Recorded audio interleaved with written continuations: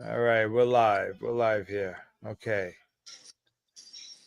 All right, all right, all right. It's Thursday night. Angie's Angles. Here we go.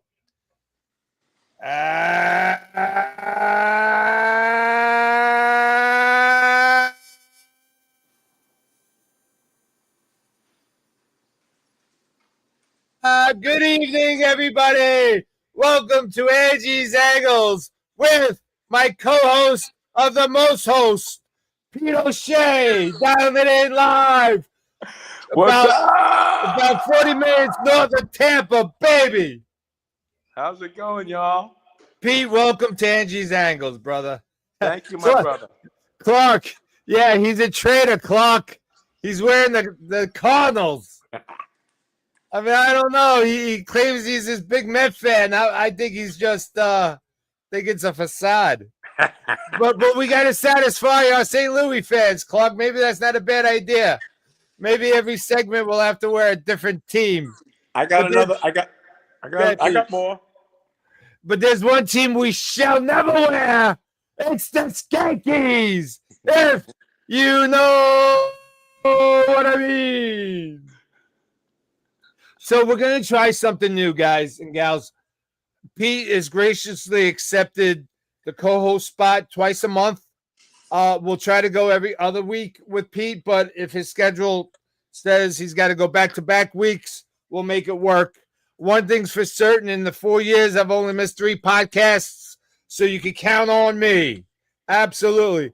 Harold Square, Harold Atkins, and Harold Sanderson with Clark and Pete. We are quadruple interstatal.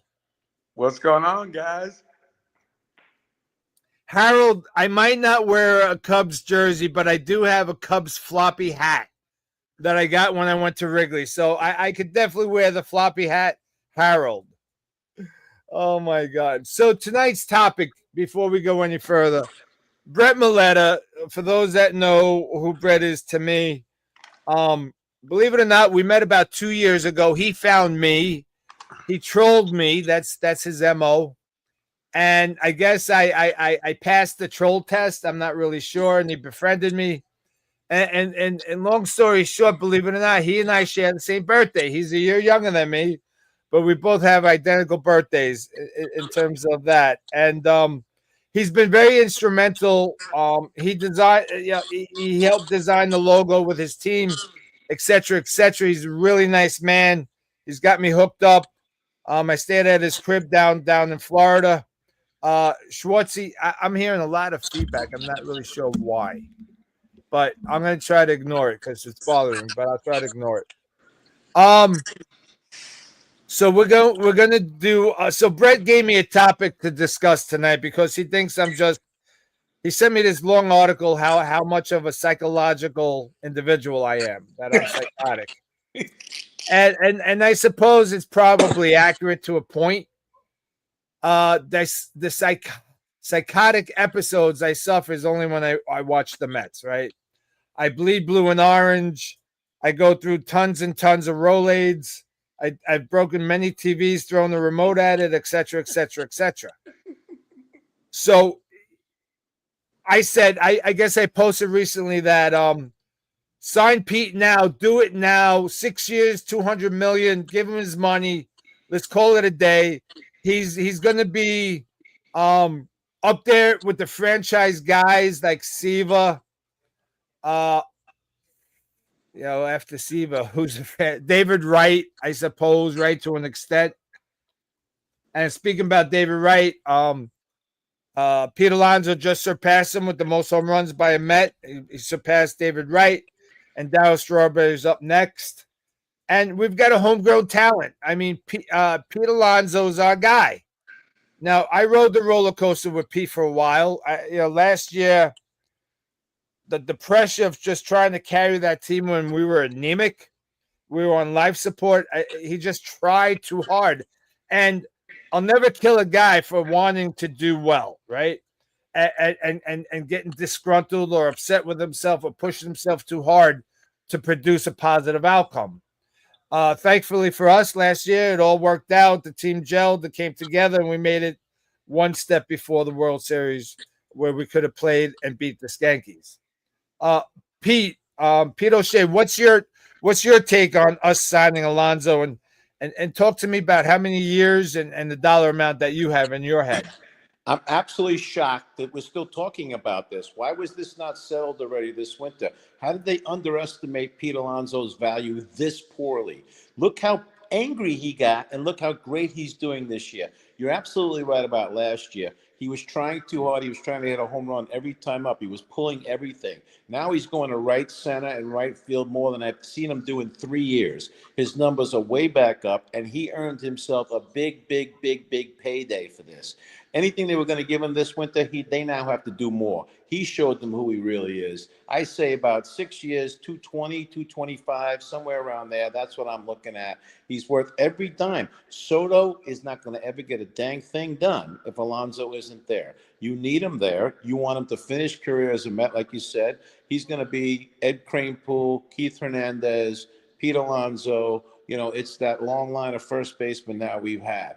He belongs in the Mets Ring of Honor someday. He's earned it. And they irked him with this, man. This year, they really pissed him off. The Mets really did him bad. And look how he's showing. Does he shrink back? No. He's playing the best baseball I've seen him play to date. You're telling me, oh, he's too old at 30 years old and he's a first baseman. They wear down more because they're big. That's the excuse the Mets gave.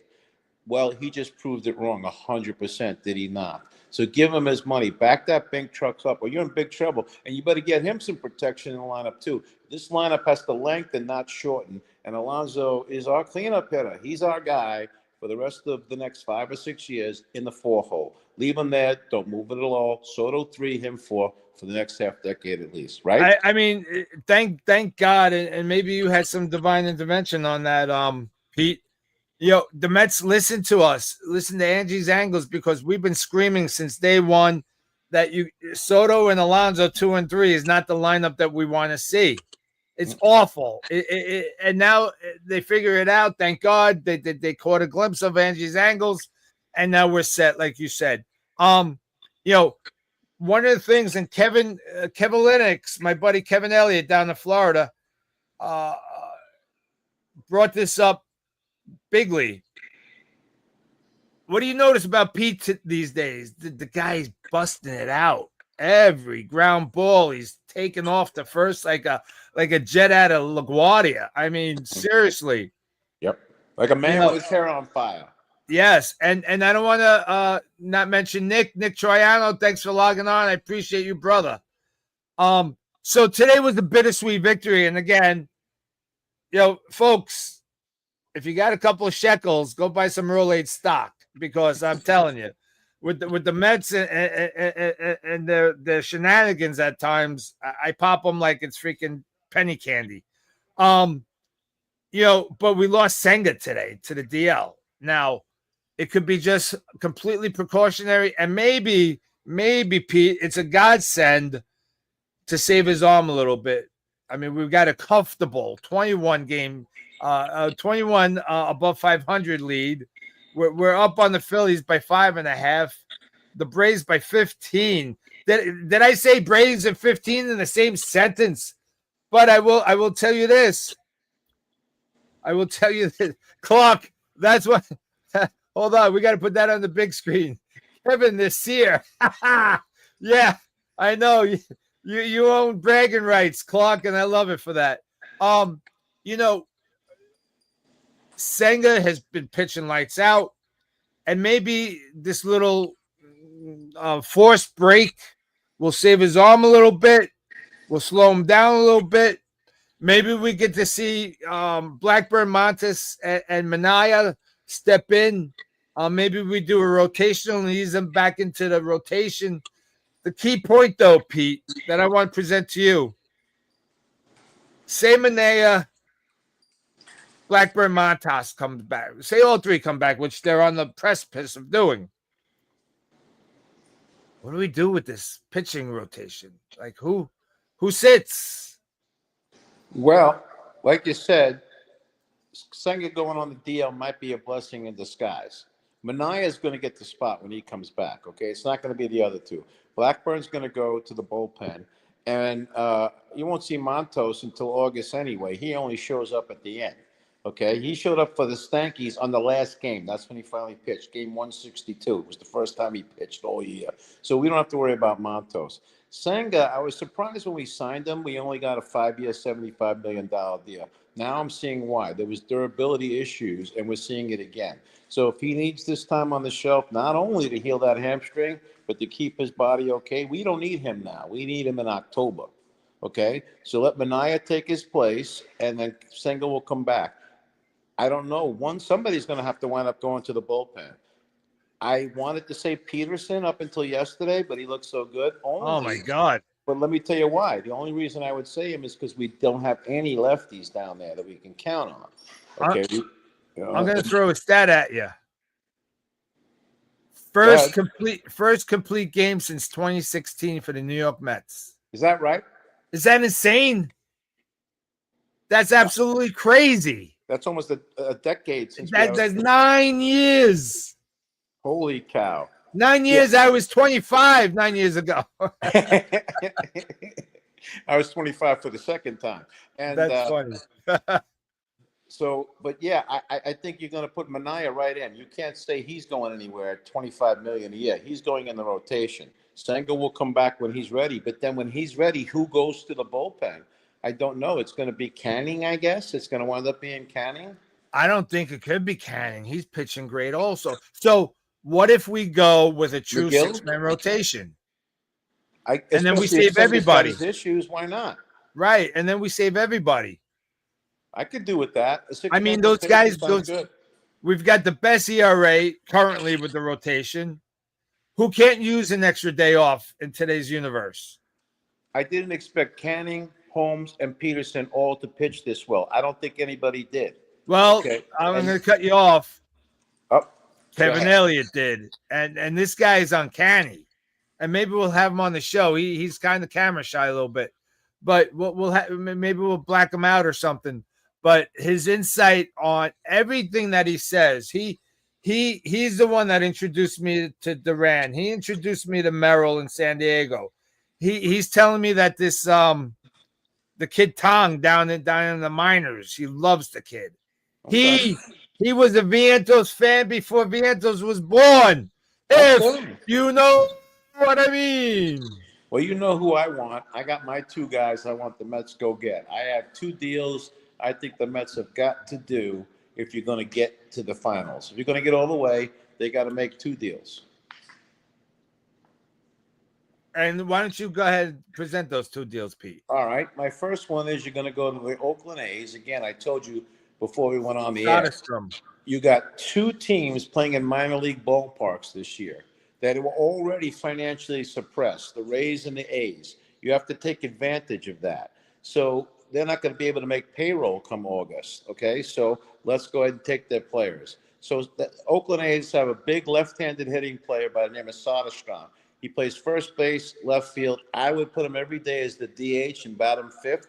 Put him right behind Alonso. Then you go Soto, Alonso, him. He's got 10 homers already. He's going to finish with about 35. Position versatility, still even pre-arbitration eligible, and Oakland's going nowhere. You could get him for Winker, a prospect, and a single-A player, and he's yours, okay? And at that point, you're putting him at DH every single day. Then I want to get from Pittsburgh. I like this O'Neill Cruz, their center fielder. I know he crapped out as a shortstop, but he hits the ball the hardest in baseball. The hardest velocity rate coming off a bat in all of MLB belongs to O'Neill Cruz. He steals bases. He's got 20 stolen bases already. He hits for power. You put him in the two-hole, and now you go Lindor, Cruz, Soto, Alonso, Soderstrom. That's a 1 through 5 that's as good as anybody's in baseball. Then Vientos, Niemos, Alvarez, all them behind after that. Boom. Pittsburgh also has two excellent left-handed relief pitchers. I want at least one of those. And then I want to go to the Rays for a third deal and get Pete Fairbanks, their closer, out of them. He's a big right-handed 6'5" guy that throws like you wouldn't believe. Perfect eighth-inning setup man for Cruz, for our boy. Now you set up. Now Diaz in your closing spot, Fairbanks. The other lefty you get, maybe you get Brooks Riley going. Now you can win a championship with that team. And those deals are easy to make. The hardest one to get will be O'Neill's Cruz. But if you put a couple of prospects in there, they'll go for it. I'd love to squeeze Skynes out of them, too, because they don't deserve him, Pittsburgh. But they won't do it. But they don't deserve Cruz either. Those are my deals. At that point, the Mets lineup is long, the rotation is deep, and you've got lefties and righties to set up for Diaz for the bullpen. We win it all. Let's talk about Francisco Alvarez for a moment. Okay. Last year, he had setbacks. He had an injury. Then he was pretty instrumental in the playoff run. He really showed up. But what do you see as his deal right now in terms of where he's at? Is his swing just off? Is his swing too long? I think it's way too long still, right? It's way too long. I told you before that I see Alonso going to right and right center more. Dude, it comes down to situational hitting. We know this. You can't have the same swing in every at-bat. You can't do that. Okay, you got your long swing when you need a homer. The rest of the time, you got to shorten up and start going with it, hit the pitch where it's hit. He's not doing that. Alvarez is a bad situational hitter. He's trying to hit a home run on every at-bat. He is taking that big, long, lift his foot up and swing for the fences swing. And everybody's got that book on him now. So all they got to do is throw him weak stuff away, and they're getting him out on bad pitches. However, Paro, we lead the league. We lead the National League in throwing out base runners between Torrens and Alvarez. Torrens is awesome. All right. He's been the guy. He's throwing out over 50%. The pitchers love him. He's calling a great game. He frames the plate just as good as Alvarez. So it really doesn't matter. Alvarez can take his time developing. You have a two-headed monster here as a catcher. You're just fine when Torrens is in the game. It used to be that the second guy was no good. We got two good catchers here. We're going to be okay. So we don't send Alvarez down to have him work on his swing. We just grin and bear it with him and hope that he realizes what he's doing with all the input that he's receiving. I think you let Torrens have more time. You let Alvarez watch for a while. Let him learn. Let him sit with one of the veterans and sit down and really learn. See how everybody makes that approach at the plate. And again, that long swing can easily be corrected. That's not a problem. That's not like a hitch in your throw like Steve Sachs used to have. A long swing is easily corrected. Get in the cage, start listening, start watching, and let Torrens do the job until he's ready. So let's say that Santa Claus is listening and he gives us your Christmas list that you're asking for the Mets to go and get, right? Mm-hmm. So we got to cut some guys. We got to let them go. Marte, in my opinion, while the game's passed him by 72, 75%, I think he's last year's Iglesias.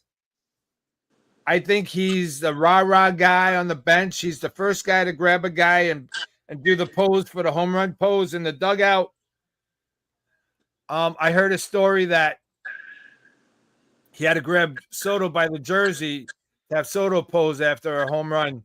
And he told Soto, this is what we do here. And kind of like had the culture of camaraderie going on in the dugout. Opinion.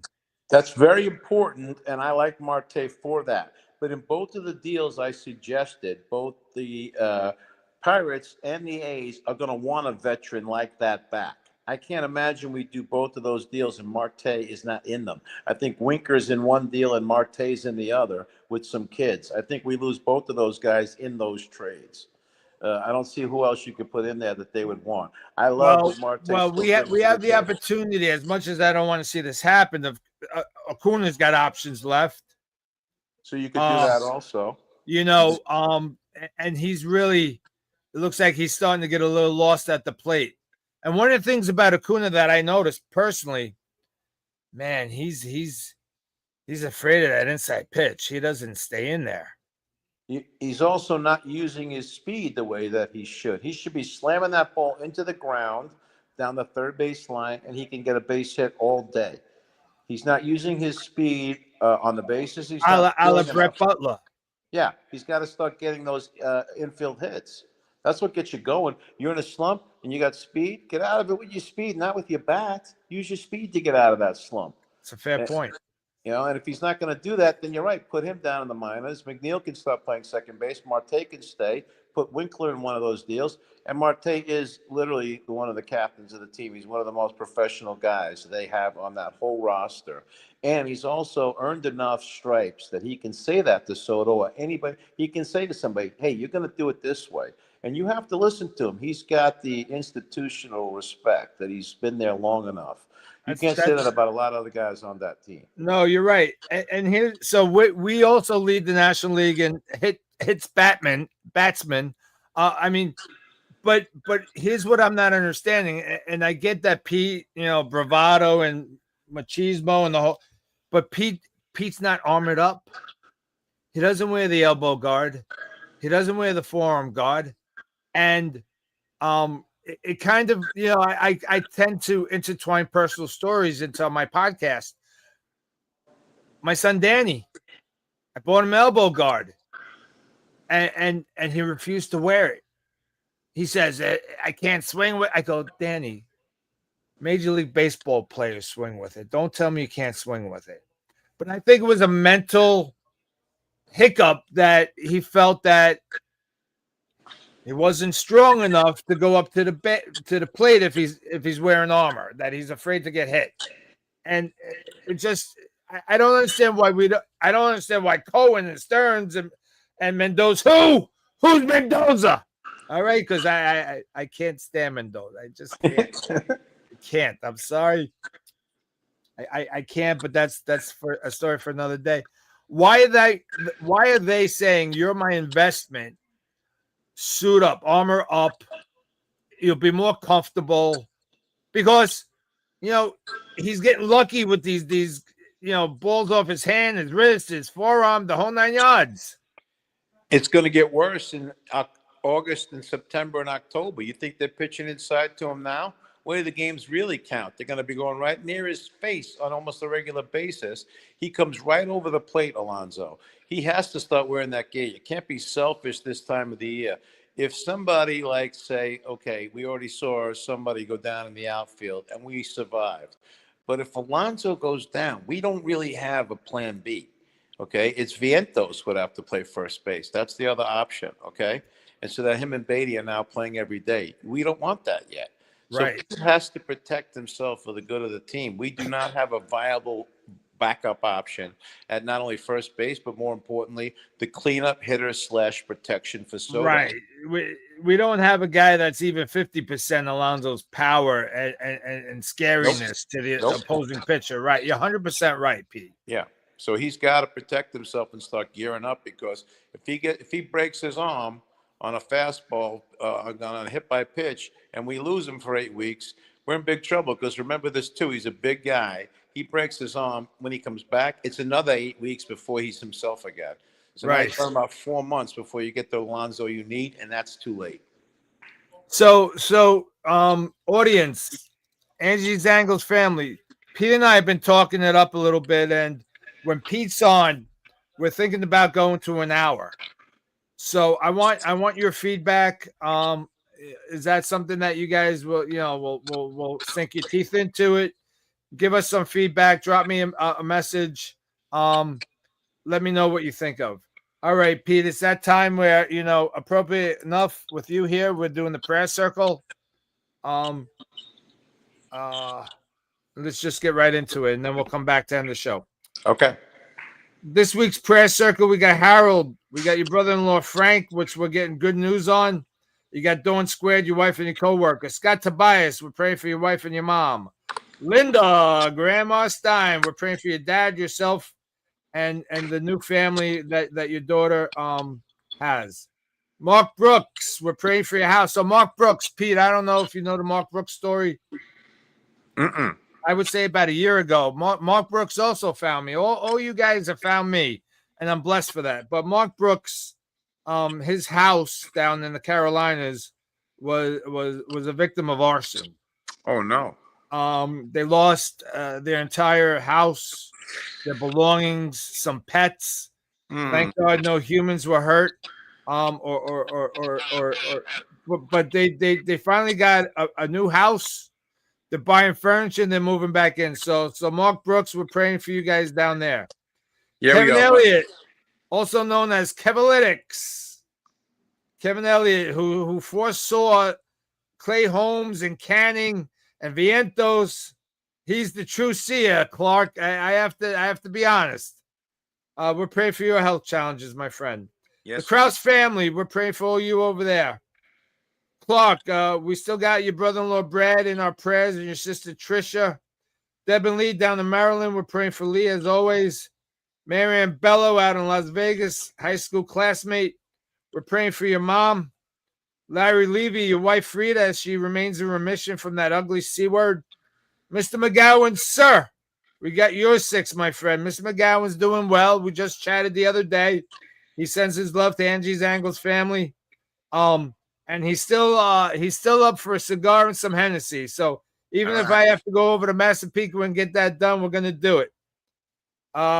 Big John, Smoke Therapy, 215 Ronkonkoma Avenue, Ronkonkoma, New York. We're praying for cousin Richie, Phil's Nona, his brother Angelo's friend Dave. Tom, we're praying for Paul and Janet, which we got good news on both, Jim and Linda. Johnny Barbecue, also in the lounge. We're praying for your daughter Caitlin, speedy recovery, and your son-in-law's father, who was in the hospital, but I understand he got released today. We're praying for John Vitale, his father-in-law John Kane, and brother Frank, who suffered a heart attack. Joanne, one of our local cigar suppliers. We're praying for Angel with the eye stroke. Mike C., you've asked us to pray for your dad. Ralphie, my good friend Ralphie. He just got out of a 2-week stint in the hospital with some issues. He got released. We were hoping to see him tonight, but hopefully tomorrow. And we're praying for his Aunt Doris. We're praying for Vinny's mom, who's also out of the hospital. And a special prayer out to Pete and Shani with their new home down in Florida. They've been to hell and back, and then went back for some more hell and then came back out of it. And I am blessed and honored to have the relationship with Pete. He tells me he's a funny guy, but I don't think he's dropped any jokes yet. So we're gonna have to call him to the carpet on that one day. And, I said a couple of funny things there tonight. And we're praying that their renewed life is nothing but bliss. And Pete's able to be here every 2 weeks, every other week, however we work it out. And he's a welcome addition. So I appreciate you there. And least but not last, I'm sorry. Praying for my honey, Barb, who was just diagnosed today, and she suspected it. She's got pneumonia. So she's on the antibiotics, and let's hope that in 2 or 3 days she's back on her feet, being her normal self, helping cause what's on top of my head a little bit more aggressively. And then the tragedy in India, the horrible crash, killing 244 plus people. You know, sometimes, life doesn't make sense. You're on vacation or you're traveling to a loved one and you don't make it. So that's why I've made the commitment to live my best life, because tomorrow's never guaranteed. So we're praying for all the families and, of course, the victims in India with that tragic plane crash. Pete, you want to add anybody? Yeah, I adopted a son recently who came down and helped us here, Anthony, and he's about to start a whole brand new life. So I want to pray for him and just that so much goes well for him because he's about the wonderfulest guy I've ever seen. So we want to pray for him. Anthony, thank you for your help with Pete and his wife, Shani. We appreciate you. All right. So it's 8:59. Not bad. We had some good dialogue. Pete's promised a brand new setup with a little screensaver in the back to rival mine. I got to figure out how we fix the display. You know, Pete's a little more squarish. I'm a little bit more rectangle, so we're going to fix that. Okay. So go ahead, Pete. Next week, I'm going to put my NBC Sports banner that I took off the wall at the Shea Stadium after the 7th game of the 1986 World Series. I worked in the press room for the Mets. I was in St. John's, and I have the NBC Sports banner that was hanging in the 86 World Series Game 7, and it will be behind me next time I'm here. So there's been Angie's Angles come to you live, as we always do, from Smoke Therapy, 215 Ronkonkoma Avenue. Good night. God bless. We love you. Thank you, Pete. Do it, buddy. That was fun.